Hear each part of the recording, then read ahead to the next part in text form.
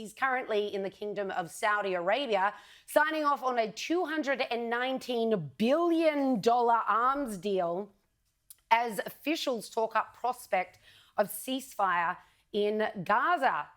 He's very busy on the job, and one of the first things he did when addressing the Saudis was to pay respect to the incredible empire that they have built.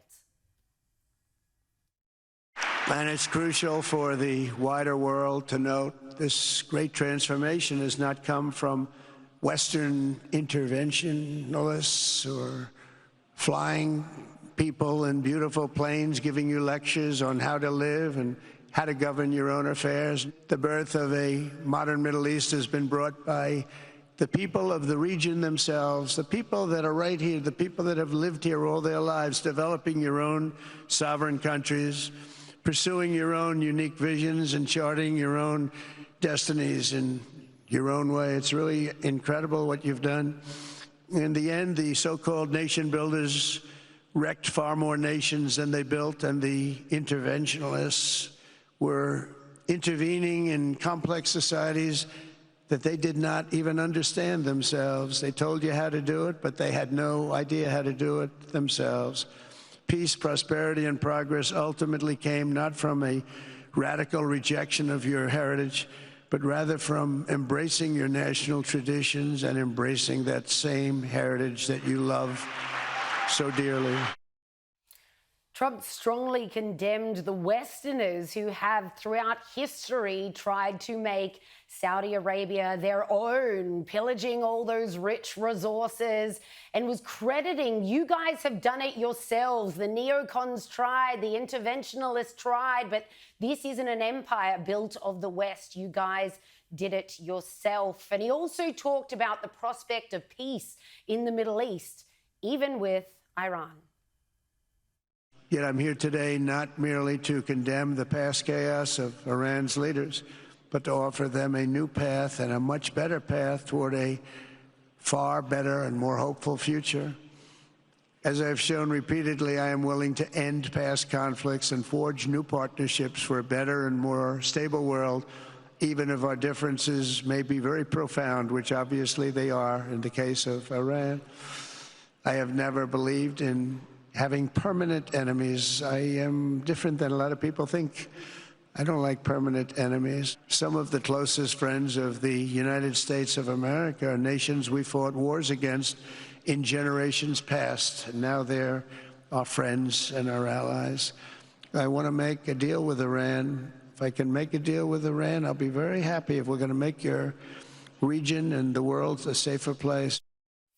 The whole speech was absolutely exceptional, and he finished by again promising that he was going to be the president of peace, who would broker as much as he could in the Middle East. As President of the United States, my preference will always be for peace and partnership whenever those outcomes can be achieved. Always. It's always going to be that way. Only a fool would think otherwise. Only a fool would think otherwise. So is it any wonder that the Saudi prince and all those present gave him a standing ovation when he finally finished?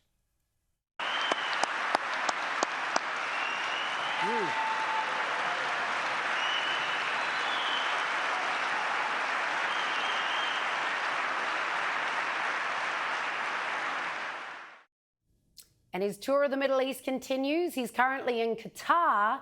And just before that, he was lifting sanctions in Syria. Check this out. After discussing the situation with Crown Prince Mohammed and President Erdogan of Turkey, I am also ordering the cessation of sanctions against Syria to give them a fresh start. It gives them a chance for greatness. The sanctions were really crippling, very powerful. What a man, what a president, what a leader of the free world. I absolutely love seeing him in action. He's very genuine and he means business. And as we know, war is never the way forward. And here he is saying, look, even with Iran, I want to smoke a peace pipe. I want to offer, as he called it elsewhere in his speech, an olive branch. We can make this work for both entities. And I'm just going to keep doing that all around the Middle East so that we can once again know peace. I was in a cafe in Paddington in Brisbane last weekend and got talking to a woman who, you can guess who she votes for, but she was going off on Donald Trump. And I said, specifically, what don't you like about Donald Trump? She said, all the wars, which I thought, what wars has he actually... I know, that's what she thought.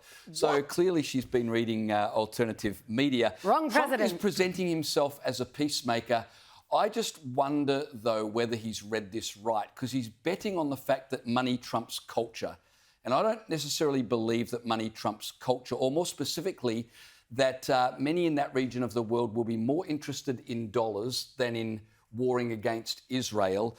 And the war against Israel that we're all trying to solve it's religiously motivated. And I'm not sure that Trump making financial deals is enough to overcome that religious cultural drive. We've made the same mistake with China. We thought if we can just bring China into the Industrial Revolution and we can get them prospering, then they'll give up their authoritarian ways and they'll join the rest of the free world. That was a disaster. China have become one of the richest nations on earth with a massive military. So I wish Trump every success, but I'm not so convinced that money will trump culture. But the point is that the deep ethno-religious wars that occur in that region will never end. I'm here to say it.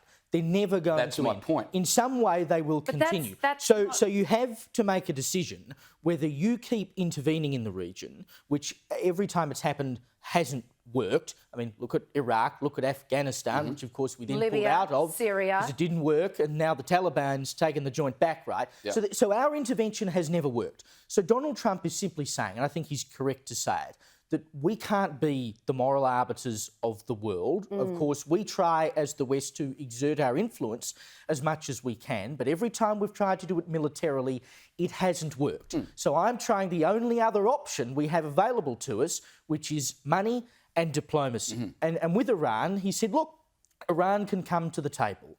And if Iran doesn't come to the table, I'll do to them what I did to them in my last term as president. I'll cut off all their money. Now, of course, all of that money resumed under Biden. And where do you think all of that money ended up? It's ended up in the hands of the Houthis, and it's ended up in the hands of Hamas, etc., that has fueled the war that has been going on. So Trump is simply saying, what we have done to this point hasn't worked. I'm going to try something else. If you don't play ball, I'll cut your money off.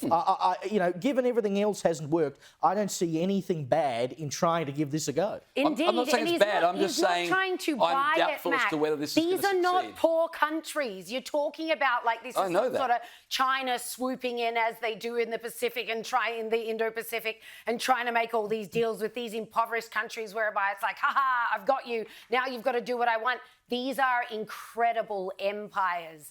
Saudi Arabia has 33 million people. Iran has over 90 million people. These are proud nations, homogenous cultures, incredibly strong in every single sector that you can possibly name. That's what he's doing business with. I think it's incredibly smart. And like you say, Caleb, the other option has never worked. That's true. We'll see if this one does.